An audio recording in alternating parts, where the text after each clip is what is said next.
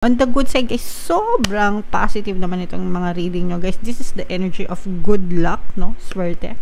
For some of you guys, magiging maswerte kayo, especially sa mga negosyante. Pero hindi lang naman mga negosyante, mga kapiksi, no? Pero parang highlighted yung mga nagnenegosyo, mga kapiksi. Kasi for some of you talaga magiging matibay, no? Parang magiging malakas yun. Matibay, malakas yung mga negosyo nyo, kung ano mang business.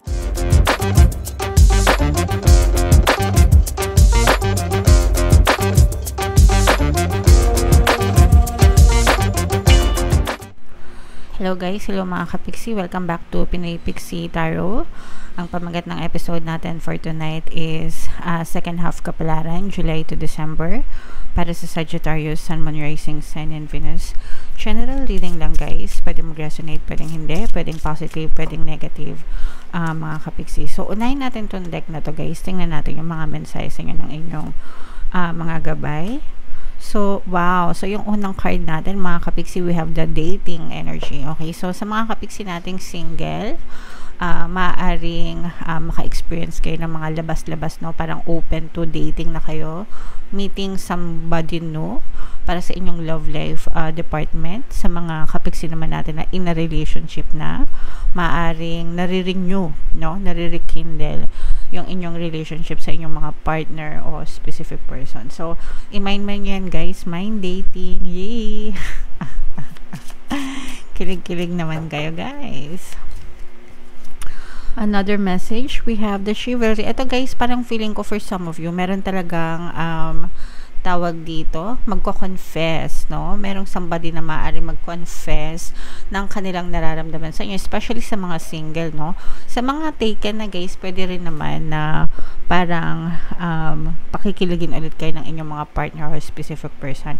Pero dun sa mga single natin na Sagittarius guys, no, maaaring dumating sa inyo yung the one, maaaring merong mag-confess, no, ng kanilang nararamdaman sa inyo. This may be a new person, more on new person energy ito mga kapiksi. So, meron tayong subliminal guys, pang-attract ng love and relationship pa rin sa mga single para dumating yung tamang person para sa inyo. Okay? Pwede nyo pakinggan yun guys habang inaantay nyo dumating itong the one para sa inyo.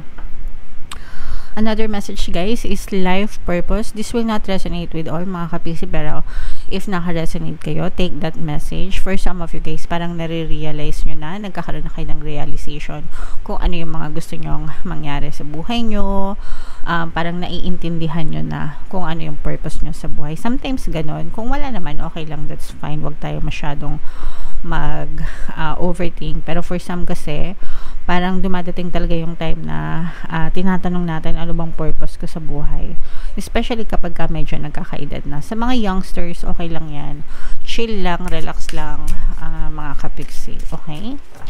And another message for you, Sagittarius, guys, we have maturity, no? So, ito guys, ibig sabihin nito guys, na parang mas nagiging chill na kayo sa pagdadala ng mga experiences nyo sa buhay because mas natututo na kayo, mas nagmamature na kayo, may mga lessons kayo na natututunan dun sa mga experiences ninyo sa buhay. So, this is a win-win situation guys, no? Kasi ibig sabihin nito talagang hindi tayo tumatandang paurong, okay?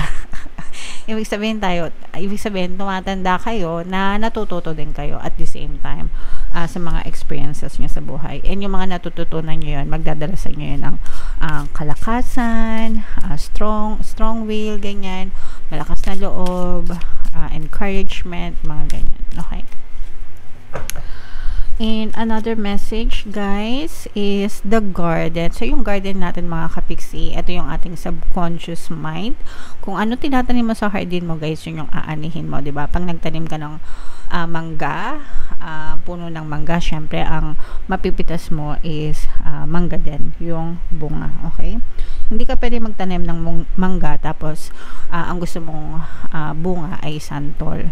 Ganon din sa ating subconscious mind mga kapiksi. Kung ano yung tinatanim natin sa subconscious mind natin, yun yung inaani natin sa ating physical reality. So, hindi pwedeng gusto mong makakita ng positive resulta sa iyong physical reality, pero ang tinatanong mo sa subconscious mind mo is negative. Ibig sabihin, yung mindset mo negative. Hindi pwedeng ganon, okay? Kung gusto mo na positive yung makita mo sa physical reality mo, dapat palaging positive ka. All day, every day, palaging positibo yung tinatanim mo. Para yun din yung ma-push out sa iyong reality, okay? So, yeah, kahit na anong ganda ng reading nyo, guys, nare-remind ko na naman kayo, kahit gaanong ka-positive ng reading nyo, pero kung kayo naman, bawat individual, is negative yung mindset nyo, hindi nyo rin may experience yung reading. So, the change has to come from within you.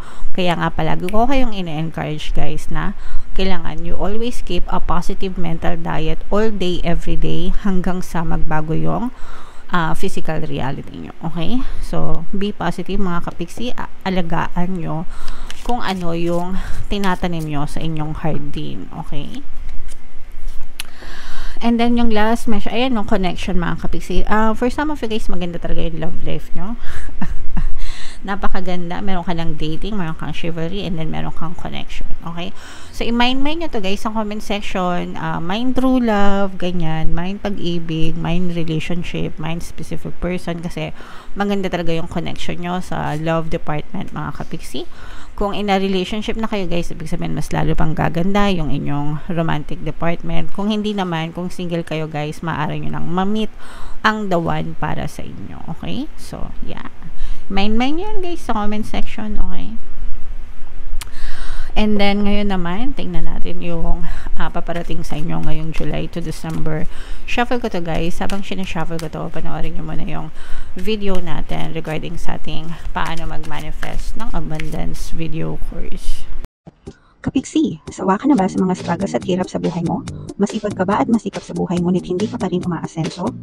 Ilang beses ka na bang nag-attempt mag-negosyo at mag-invest pero palagi ka pa rin nalulugi? Sa pagkakataon na ito ay maaaring may subconscious beliefs ka na nagiging balakid sa iyong pag-unlad at pagyaman. Introducing, paano mag-manifest ng abundance video course. Dito ay matututunan mo ma-overcome ang mga balakid mo para tuluyan ka ng umunlad, umasenso, sumagana, maging matagumpay, successful at maswerte sa iyong kabuhayan, pera, trabaho, negosyo, salapi at kaperahan ng bonggang-bongga. Dali, mag-send na ng email sa pinoypixitaro@gmail.com at simulan na ang iyong pagyaman ngayon. Alright, so sa lahat ng gusto mag-avail ng course guys, 20% discount tayo until June 30. I-avail nyo na guys, sobrang ganda ng course, sobrang laki ng discount.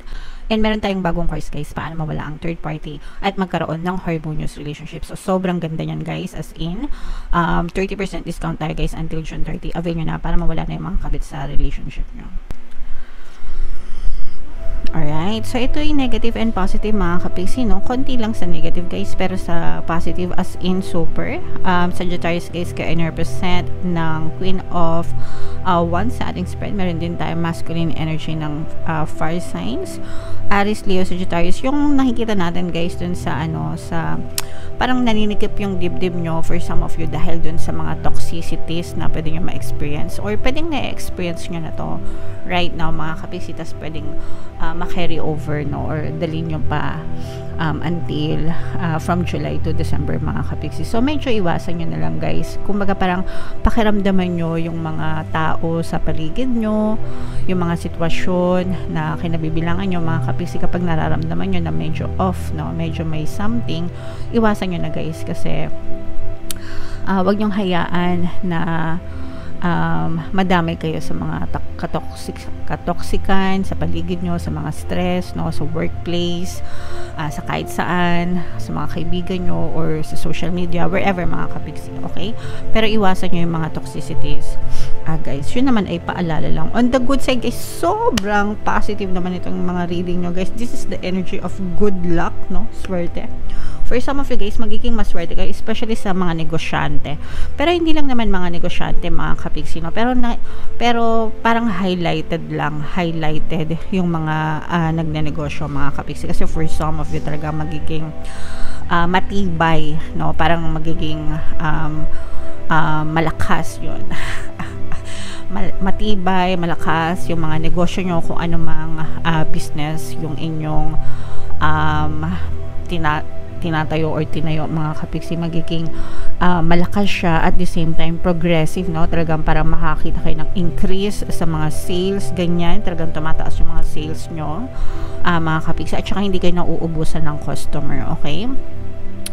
So, i-mind yan guys. Tsaka, parang bumabalik, palaging bumabalik, maaari kayo nagkakaroon ng mga repeating customers. Syempre guys, entertain natin yung mga repeating customers kasi dahil sa kanila, kaya kumikita yung inyong mga negosyo, no? And, parang kayo, parang nagiging, parang lapitin, no? Talagang na-attract nyo sila ng papalapit sa buhay nyo yung mga customers. So, swerte kayo sa negosyo.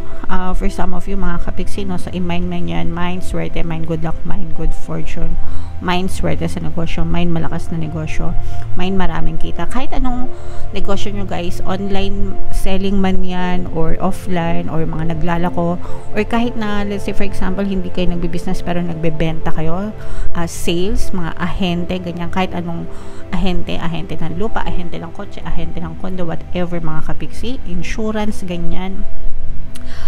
Nakikita natin na malakas talaga, malakas. So, i-mind nyo yan guys, sa comment section.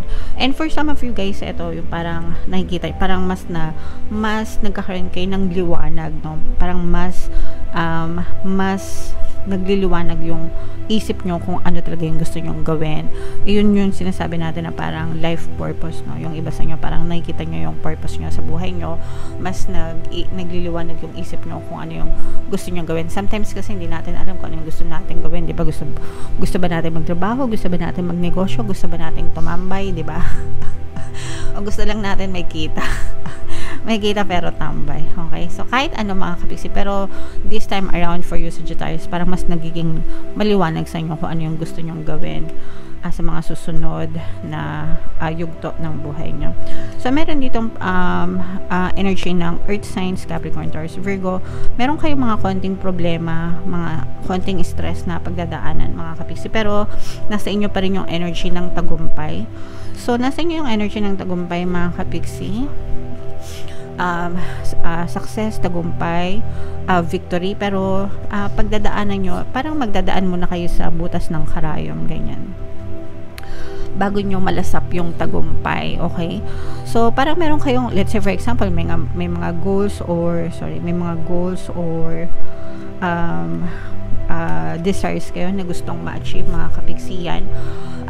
Pwedeng yung ma-hit yan, yung mga milestones na yan, yung mga target nyo na mga goals. Let's say for example, gusto nyo magbawas ng timbang, or gusto nyo pagdating naman sa trabaho, gusto nyo ma-promote, or gusto nyo magkaroon ng salary increase, ganyan, whatever, kahit anong desire nyo guys.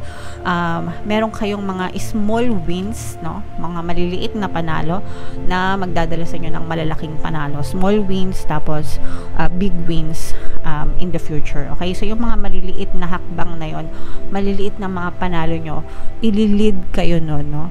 Ililid kayo sa mga malalaking panalo nyo, mga kapiksi. Okay? So, i-mind nyo to. Mind small wins, mind big wins, no? Kasi winner talaga kayo, guys. Sa mga gustong manalo, although hindi naman pansugal yung mga subliminal natin, pero ang dami kasing nananalo. Hindi ko alam kung bakit. Yung subliminal natin na pantaboy ng malas, pang-akit ng swerte, guys, sobrang positive na mga success story pinapost ko sa community tab, guys. Basahin nyo, merong nananalo 300k, 200k, 180k, as in mga KK talaga, as in malalaking premyo yung mga napapanalunan nila. Pero yung pakinggan yun, guys, no? Sa mga mahilig tumaya, although hindi ko kayo in-encourage na magsugal, mga kapiksi, no? Syempre, ano pa rin ako, sipag at syaga pa rin, kasi ako mismo hindi ako nagsusugal. Kaya sipag at syaga, pero if ever kung gusto niyo pakinggan, bahala kayo. Pero super effective na, guys. Super ganda kasi ng mga affirmations na nilagay ko doon. And then eto, guys, bago tayo magtapos, no, ito'y paalala na magdadanas kayo ng konting problema ngayong July to December. Meron kayong parang shocking na circumstances na medyo magpapagimbal, magpapastress sa inyo, magbibigay sa inyo ng stress, sakit ng ulo, no, ngayong July to December. So, medyo mag-ingat-ingat na lang kayo and medyo ayusin nyo na lang yung pagdadala mga kapiksi. Paghandaan nyo na lang guys. Pero, ma-overcome nyo din ito dahil nga nasa inyo yung energy ng tagumpay and success. Okay? So, ito guys, i-mind yan, mga swerte sa negosyo, success, tagumpay, at saka yung sa love life guys, no? Kasi nga nakikita natin na super ganda ng love life para sa inyo, di ba? Sana yun, basta nandyan somewhere. Sobrang ganda ng love life nyo as in, baka yung iba sa inyo baka magpakasal or mag-asawa, ganyan. So, congratulations in advance. Alright? Okay, so comment down below, Sagittarius, if feeling na nakaresonate kayo. Guys, ito yung ating mga pampaswerte subliminal. Pakinggan nyo para makatulong sa inyo. And ito naman yung ating success stories ng paano mag-manifest ng abundance video course. Click here to subscribe guys and click here to join our membership program. Thank you for liking, sharing, and subscribing, and see you again next time. I love you all guys. Have a nice day. Bye-bye.